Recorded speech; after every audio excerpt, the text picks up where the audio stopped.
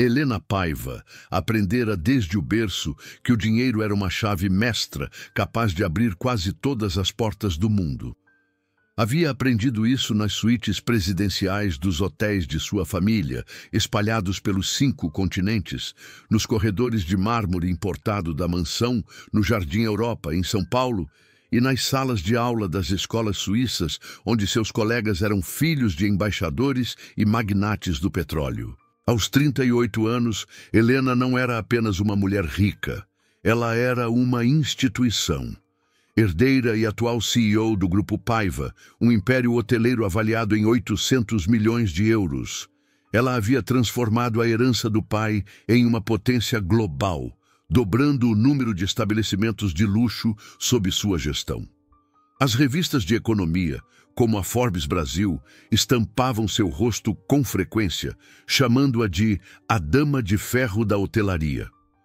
As colunas sociais dissecavam seus vestidos de alta costura e especulavam sobre sua vida amorosa. Mas havia uma porta que nenhum cartão de crédito Black ou sobrenome poderoso conseguira abrir. A porta da felicidade genuína. Seu histórico amoroso era um desfile de decepções polidas. O primeiro casamento, com um aristocrata falido, durou o tempo suficiente para ela perceber que ele amava a conta bancária dela, não a mulher. O segundo, com um empresário do agronegócio, revelou um narcisismo tão profundo que não havia espaço para ela na relação. Desses casamentos, não restaram filhos, apenas acordos pré-nupciais bem executados e um vazio crescente.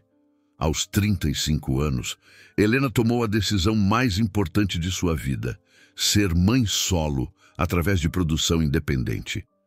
Lucas nasceu em uma clínica de ponta e, desde o primeiro choro, tornou-se o centro do universo de Helena. Olá! Desculpe o incômodo, gostaria de pedir que deixe seu like e se inscreva no canal. Assim você me ajuda a trazer mais vídeos de histórias como esse. Obrigado! Nada, nem os hotéis, nem as fusões bilionárias, importava mais do que aquele menino de olhos curiosos. No entanto, a realidade de ser uma mãe solteira e CEO de um império era uma equação difícil de equilibrar. Helena vivia dividida entre reuniões de conselho em Nova York e apresentações escolares em São Paulo, entre o fuso horário de Tóquio e a hora de dormir de Lucas. Para compensar sua ausência física, ela criou uma bolha de perfeição ao redor do filho. As melhores babás, os brinquedos mais educativos, motoristas blindados e tutores de línguas. Mas nas noites silenciosas da mansão no Jardim Europa, quando Lucas dormia em seu quarto que parecia uma loja de brinquedos, Helena se sentava na varanda, olhava para o skyline da cidade e se perguntava se estava criando um filho ou um pequeno prisioneiro de luxo. Naquela noite de terça-feira, Helena decidiu levar Lucas para jantar no Terraço Itália, um dos restaurantes mais icônicos e exclusivos de São Paulo, com sua vista panorâmica de tirar o fôlego. Mesmo ali, onde a elite se reunia, o nome Paiva abria caminhos. O maître os recebeu como realeza, conduzindo-os à melhor mesa, isolada e com a vista mais privilegiada. Garçons de luvas brancas orbitavam a mesa, prontos para satisfazer desejos antes mesmo de serem formulados. Helena observou Lucas folhear o menu com uma seriedade adulta demais para uma criança de 6 anos.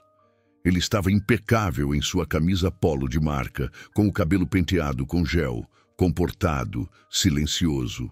E, de repente, uma punhalada de tristeza atingiu o peito de Helena.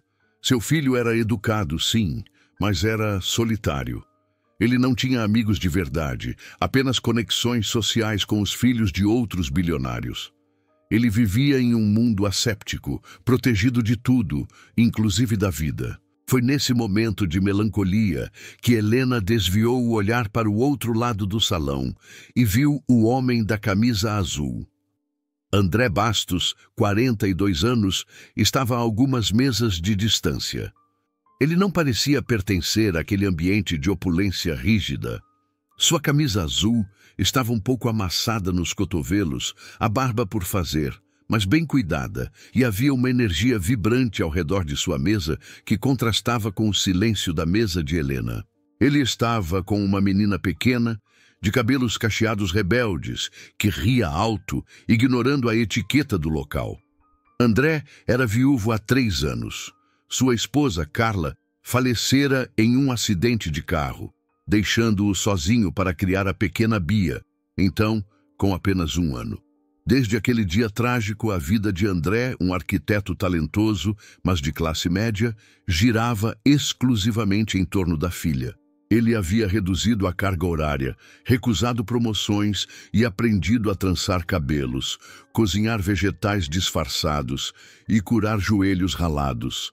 Naquela noite, eles celebravam o aniversário de 4 anos de Bia. André havia economizado por meses para levá-la àquele castelo nas nuvens, como ela chamava o prédio alto. Helena não conseguia parar de olhar. Ela viu quando o prato principal chegou.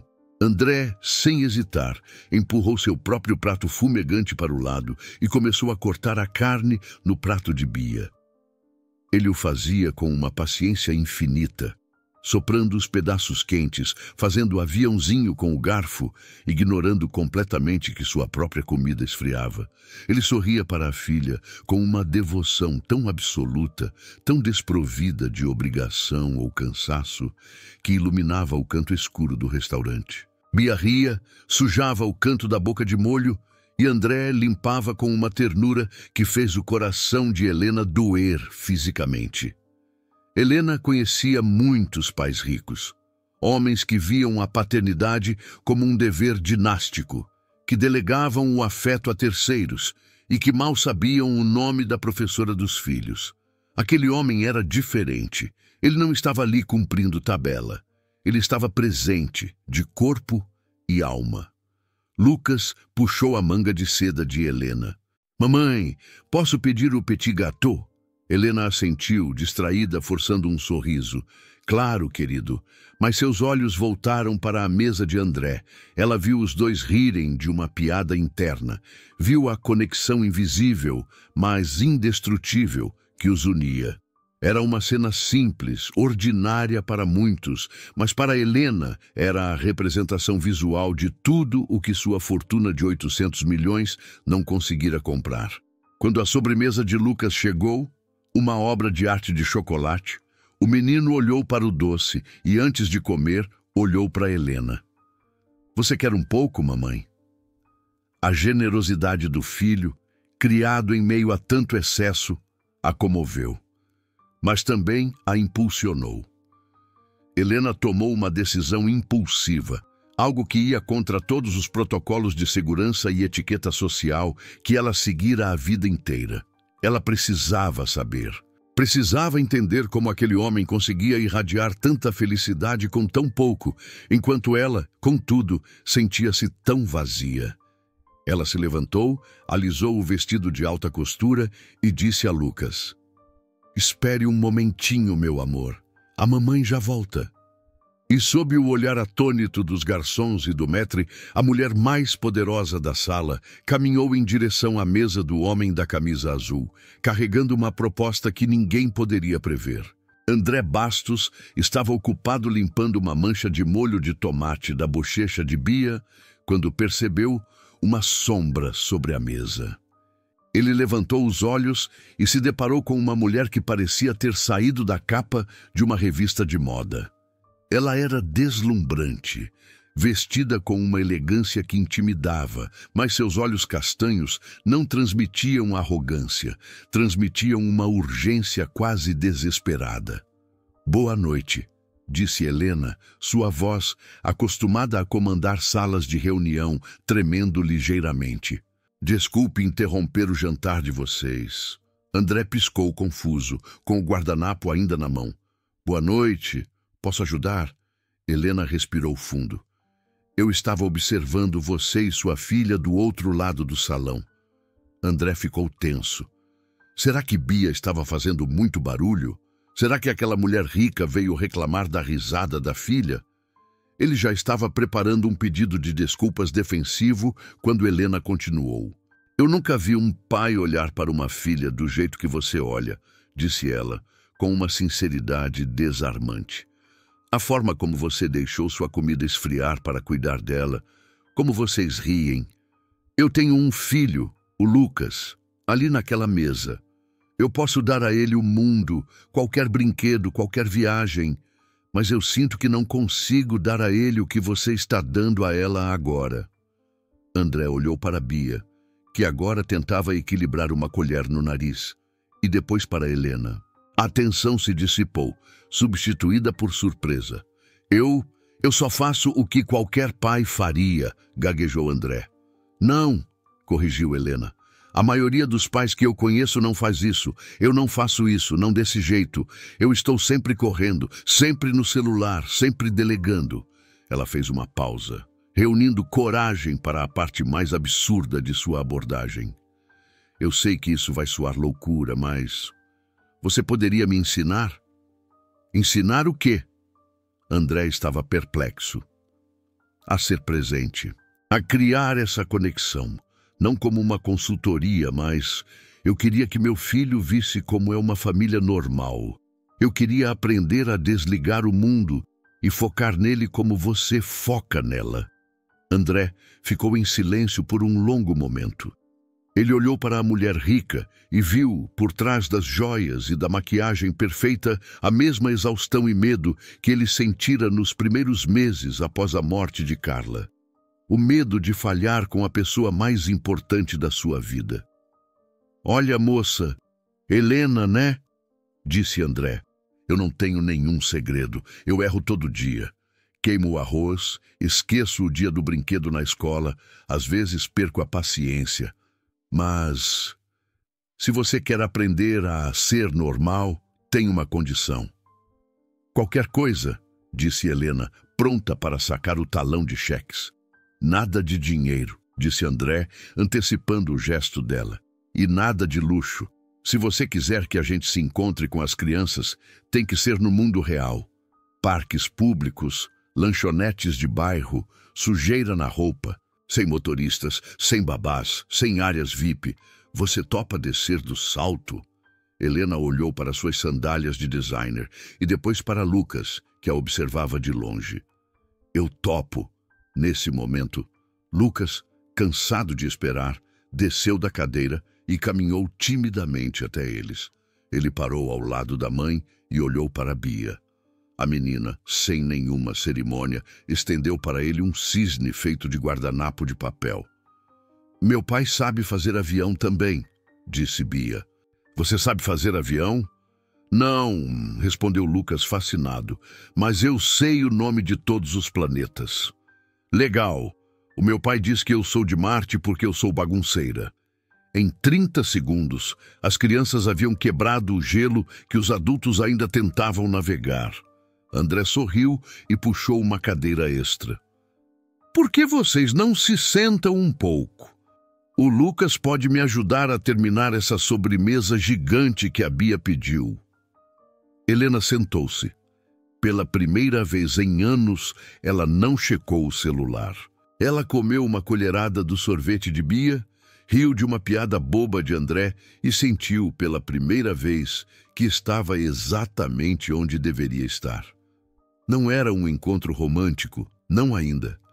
Era um encontro de almas cansadas, buscando um porto seguro. E, estranhamente, aquele arquiteto de camisa amassada parecia ser o guia que ela nem sabia que precisava. As semanas seguintes foram as mais estranhas e transformadoras da vida de Helena Paiva. Ela e André estabeleceram uma rotina de encontros aos fins de semana e algumas tardes de quarta-feira. Fiel à sua palavra, André vetou qualquer ostentação. O primeiro treino foi no Parque Ibirapuera. Helena chegou com Lucas, cercada por 2 seguranças discretos à paisana. André revirou os olhos e disse que, se ela quisesse passar despercebida, precisava dispensar os guarda-costas e trocar o vestido de seda por jeans e tênis. Foi uma tarde de revelações. Helena descobriu que Lucas, o menino que sempre parecia um pequeno adulto em miniatura, sabia correr, gritar e rolar na grama. Viu seu filho subir em árvores com Bia, sujar os joelhos de terra e rir com uma liberdade que ela nunca tinha testemunhado na mansão climatizada. André a ensinou a desacelerar.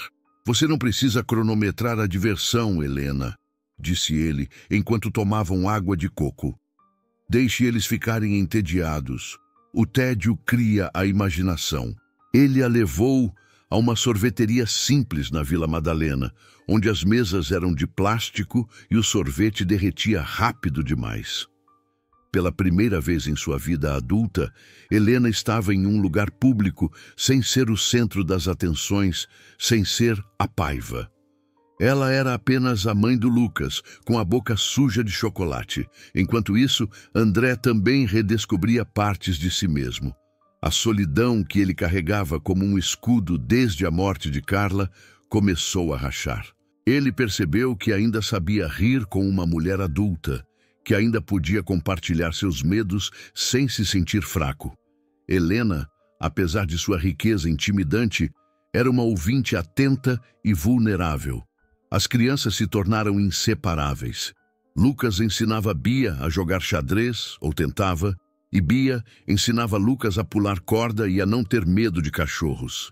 Eles criaram um mundo próprio, onde as diferenças sociais de seus pais não existiam. Helena começou a aplicar as lições de André em sua vida profissional. Começou a delegar mais. Descobriu que o grupo Paiva não colapsaria se ela saísse às 5 da tarde para buscar Lucas na escola pessoalmente. As reuniões de emergência podiam esperar. O desenho que Lucas fez na aula de artes, não. Certa noite, depois de um dia exaustivo brincando no Museu Catavento, as crianças adormeceram no sofá do pequeno apartamento de André, na Vila Madalena. Helena e André foram para a varanda. A vista não era o panorama deslumbrante do Terraço Itália ou da mansão no Jardim Europa. Eram telhados, caixas d'água e a luz alaranjada dos postes de rua. Mas havia uma intimidade ali que nenhum luxo poderia comprar. Helena segurava uma caneca de chá barato que André lhe dera. É estranho, disse ela, olhando para a rua tranquila. Eu me sinto mais em casa aqui, nesses 70 metros quadrados, do que na minha casa de 3.000 metros. André encostou-se no parapeito. Casas grandes têm muito eco, Helena. Às vezes a gente precisa de lugares pequenos para ouvir o que o coração está dizendo. Eles se olharam. A luz da lua filtrava pelas folhas de uma árvore na rua. Não houve beijo de cinema, nem declarações grandiosas. Houve um toque de mãos, um entrelaçar de dedos sutil. Naquele silêncio confortável, ambos perceberam que a amizade nascida de um pedido de ajuda estava se transformando em algo muito mais profundo. Eles estavam se apaixonando, não pelos títulos ou aparências, mas pela verdade nua e crua que haviam compartilhado. Helena, a mulher que podia comprar tudo, percebeu que estava prestes a ganhar algo que não tinha preço. 1 ano havia se passado desde aquela noite no Terraço Itália. Helena Paiva ainda era a CEO poderosa, mas quem a conhecia notava a mudança. Havia uma leveza em seu passo, uma luz em seus olhos que nenhum tratamento estético poderia replicar. No aniversário de 1 ano do encontro deles, Helena tomou uma decisão que chocou a alta sociedade paulistana e fez seus advogados e consultores financeiros entrarem em pânico. Ela colocou a mansão do Jardim Europa à venda. Mas, dona Helena, é um patrimônio histórico, é o símbolo da família, argumentou seu consultor. É um mausoléu, respondeu Helena com firmeza. É um símbolo de uma vida que eu não quero mais. Ela comprou um apartamento espaçoso, mas normal, em um prédio residencial na Vila Madalena, a poucas quadras de André. Um lugar onde Lucas poderia descer para o playground e encontrar outras crianças, onde eles poderiam caminhar até a padaria. Ela queria uma vida real, tangível, conectada. A relação com André floresceu como uma planta que finalmente recebe a luz do sol. Eles não haviam apressado as coisas por causa das crianças, mas agora eram uma família em tudo, exceto no papel. Lucas e Bia agiam como irmãos, brigando e se defendendo na mesma medida. Naquela noite comemorativa, André vendou os olhos de Helena e a levou para jantar. Ela esperava, talvez, uma volta ao Terraço Itália para fechar o ciclo. Mas quando ele tirou a venda, eles estavam na sala do apartamento dele. A mesa estava posta com uma toalha xadrez, velas simples e uma travessa de lasanha caseira. A especialidade de André e a favorita de Lucas e Bia, que estavam na casa da avó de Bia naquela noite. Eu não posso te dar estrelas Michelin, Helena, disse André, segurando as mãos dela. E eu sei que você pode comprar o restaurante inteiro se quiser. Mas eu queria te dar algo que fosse só nosso. Ele tirou uma pequena caixa do bolso. Dentro não havia um diamante da Tiffany ou um relógio Cartier. Havia um pingente de prata, simples, no formato de uma bússola. Mandei fazer com um artesão da feira da Benedito Calixto, explicou André, um pouco nervoso. É uma bússola, porque você disse que estava perdida quando nos conhecemos. E porque você encontrou o caminho até aqui, até nós. Helena olhou para aquele pedaço de prata. Ela tinha cofres cheios de joias que valiam milhões, heranças de família, presentes de ex-maridos que tentavam comprar seu afeto. Mas aquele pingente barato feito à mão pesava mais em seu coração do que todo o ouro do mundo. Lágrimas escorreram por seu rosto. Ela beijou André, um beijo profundo e cheio de gratidão. É a coisa mais valiosa que eu já ganhei, sussurrou ela. Naquela noite, na varanda do apartamento simples, com os sons da cidade ao fundo, Helena refletiu sobre sua jornada. Ela olhou para André, o homem que lhe ensinou que a paternidade não é um projeto de gestão, mas um ato de amor diário. Pensou em Lucas e Bia, dormindo seguros na certeza de que eram amados. Ela entendeu, finalmente, que sua verdadeira fortuna não estava nos 800 milhões de euros, nem nos hotéis espalhados pelo mundo. Sua fortuna estava ali, naquela lasanha caseira, naquele abraço apertado, naquelas risadas de crianças e na coragem de ter descido de seu pedestal dourado para viver a vida no chão, onde a grama cresce e onde o amor é real. Helena Paiva, a mulher mais rica da sala, finalmente se sentia completa. E pela primeira vez, ela sabia que essa riqueza ninguém, nem mesmo uma crise de mercado, poderia tirar dela.